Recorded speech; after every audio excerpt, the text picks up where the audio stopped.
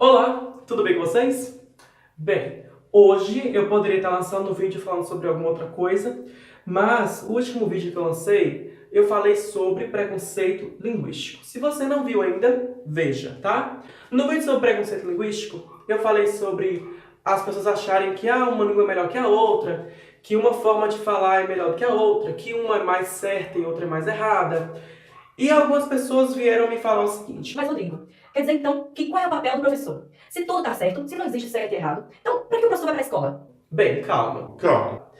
A gente que estuda linguística, a gente que é da academia, entende a língua de uma maneira um pouco diferente. Eu vou tentar, em alguns vídeos, explicar de maneira um pouco mais didática sobre escrita e fala, dialetos, gramáticas, o que entender por gramática. Eu gostaria de indicar, se você quiser estudar mais sobre isso, que você lesse Irandé Antunes, Ciro Pocente e Ataliba de Castilho. Existem inúmeros outros, mas se você lesse esses autores, seria muito bom. Você vai achar alguns trabalhos bem legais.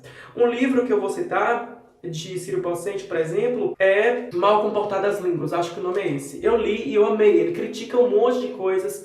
Ele é um cara, assim, ó, fantástico, tá bom?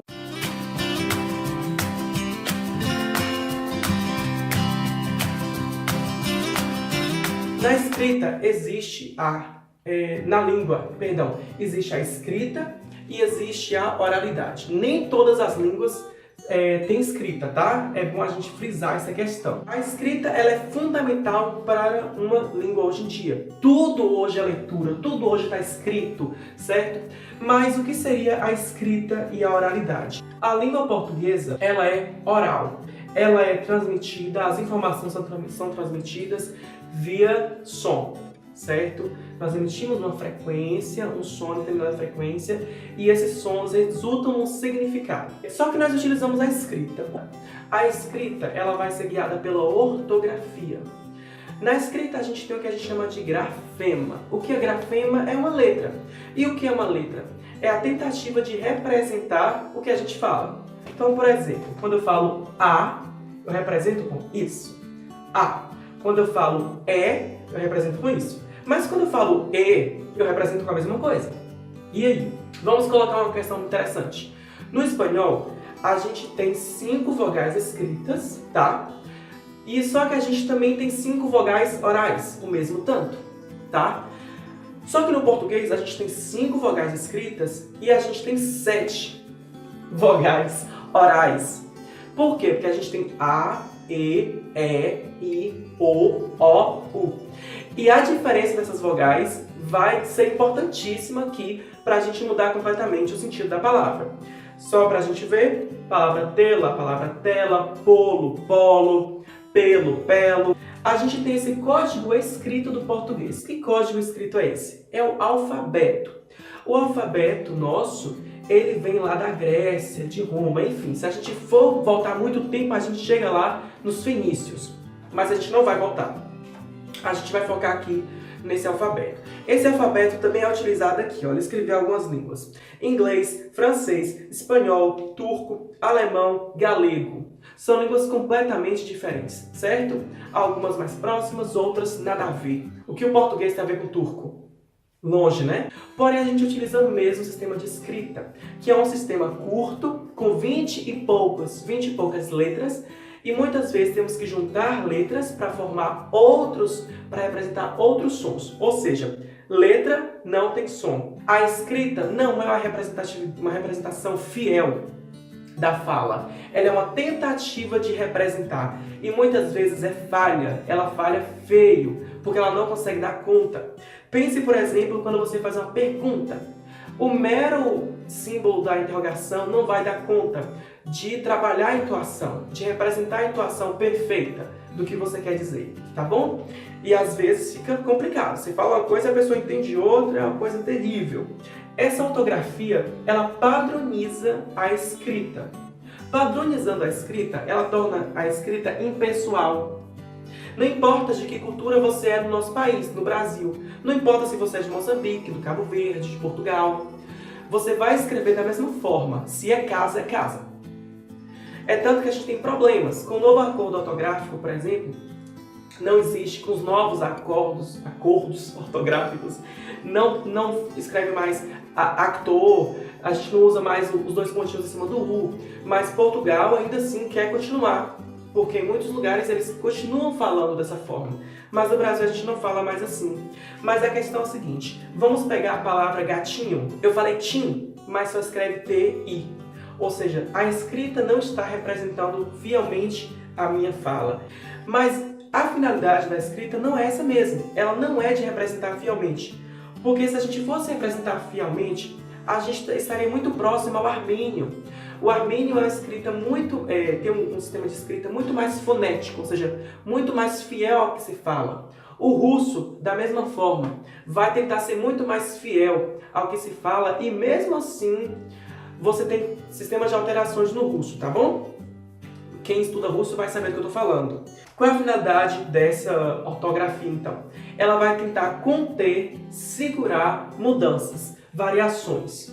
Ela só vai permitir uma mudança quando aquilo já for uma coisa tombada, digamos assim. Por exemplo, quando mudou de coisa para coisa, sabe? Foi um... Nossa! Quando a gente parou de escrever ele com circunflexo, quando a gente parou de escrever mesmo com circunflexo, porque a escrita ela era representada cheia de acentuações gráficas um tanto. E hoje a gente economiza bastante. Então, basicamente, qual é o problema que algumas pessoas me relataram? Ah, quando a pessoa vai escrever, quer escrever de qualquer jeito. E não sei o que, blá blá blá blá blá. Bem, na oralidade, quando a gente fala oralmente, o que acontece? É tudo muito ao vivo. Muitas vezes não pensado. E esse não pensado aqui não quer dizer que eu estou falando aqui como se eu estivesse usando meu cérebro. Mas sim, como eu estou falando nesse momento, é difícil eu conter minha fala e falar agora sim. Não. Na escrita sim. A depender do texto que você está fazendo e da predição do texto, ou pré-edição do texto, você tem um controle muito maior. E aí a gente vai entrar nos próximos vídeos, em que eu vou falar sobre gênero. É o gênero que vai dizer aí qual a liberdade que você tem para você se expressar na escrita e na fala. Mas é basicamente isso. Para você que ficou com dúvida, a escrita ela vai ser muito mais gerida pela gramática, tá? E essa gramática vai gerir a ortografia, tá? Que tenta controlar essa escrita. E já a oralidade ela vai ser muito mais livre. Mas isso depende da situação, é claro. E aí eu vou entrar em gênero e tipo textual, que eu vou falar em outro vídeo, tá bom? Pra gente finalizar, a gente precisa entender que o que a gente fala de certo e errado nas escolas é seguindo a gramática tradicional, prescritiva, normativa, padrão, tá? Essas gramáticas são livros, elas vão tentar ordenar a língua, vão tentar padronizar a língua. Quando eu falo em certo e errado linguisticamente, eu não estou seguindo essa gramática, esse livro, mas sim o que funciona e o que não funciona na língua. A mensagem foi passada ou não foi passada? Essa é a pergunta, tá? Quando a gente fala de gramática, a gente fala de estética, tá? Também a gente fala de estética, de embelezamento muitas vezes.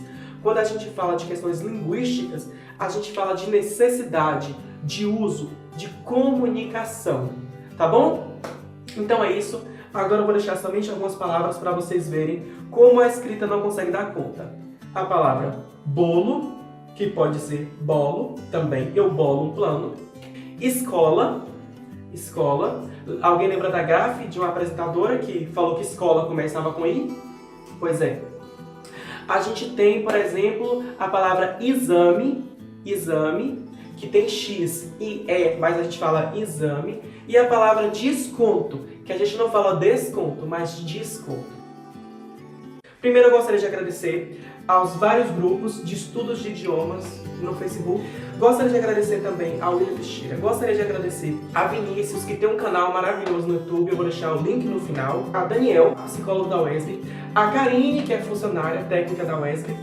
A Gabriel Moreno, que é da Argentina e que estuda português. E a Luiz Ramiro, que é da Bolívia, que também estuda português. Além de várias outras pessoas. E com isso, eu me despeço do vídeo de hoje. Agradeço bastante a todos vocês. Tchau!